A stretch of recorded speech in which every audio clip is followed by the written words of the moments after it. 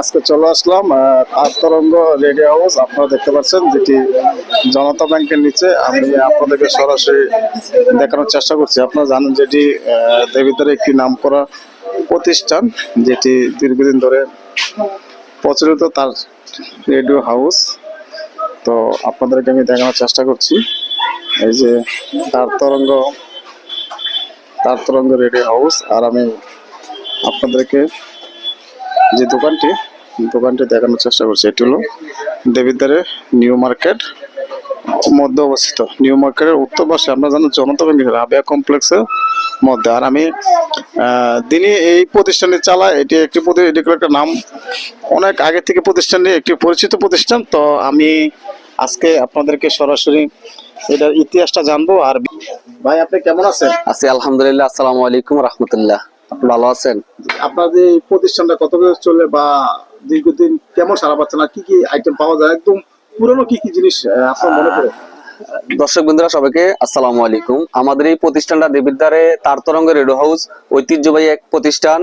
দেবিদ্বারে সর্বপ্রথম এই প্রতিষ্ঠানটা আনুমানিক 1965 সাল থেকে এই প্রতিষ্ঠানটা দেবিদ্বারে আছে।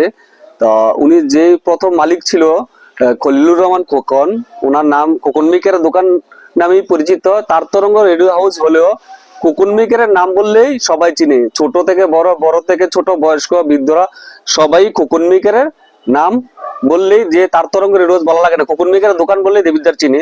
দেবিদ্বার, মুরাদনগর, তিতাস থেকে এখনো আমাদের আলহামদুলিল্লাহ এই বর্তমান প্রজন্মে ডিজিটাল যুগে, যে আধুনিক যুগে আমাদের যেই কাস্টমার গুলো আছে, বাঙ্গরা থানা থেকেও আসে, মুরাদনগর থেকেও আসে, তিতাস সোমনা থেকেও আসে। আমাদের এক পুরাতন প্রতিষ্ঠান, তো তার সবাই নামটাকে যেহেতু সুনামের সহিত দেবিদ্বার দীর্ঘদিন ধরে এই দোকানটা ব্যবসা প্রতিষ্ঠান চলতেছে। আমরাও চেষ্টা করতেছি সুনামের সহিত থাকার জন্য, সবাইকে ভালো পরামর্শ দেওয়ার জন্য, সবার থেকে চেষ্টা করি কম রাখার জন্য। আমাদের এখানে ভালো ভালো উন্নত মানের, এখন বর্তমানে যে প্রজন্ম ডিজিটাল যুগ হারে আমাদের কাছে বর্তমানে আপনার পাচ্ছেন ইন্টারনেটের সকল ধরনের মালামাল, যা আমরা পাইকারি হিসেবেই সবার কাছে সেল দিই। আপনি একটা কাস্টমার আসছেন, আমরা সেই হিসেবেই পাইকারি হিসেবে দিই। সে আশা করে আসে যে তার তরঙ্গ রেডিও হাউসে গেলে আমরা কম পাবো, এই বিশ্বাসে আসে। আমরা এই বিশ্বাসে তাদের কাছে মাল বিক্রি করি।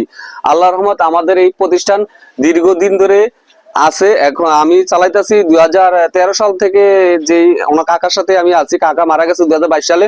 22 সাল থেকে এখন 25 শেষ পর্যায়ে, 25-এ এসেও আল্লাহর রহমত আমাদের কোনো দুর্নাম হয় নাই।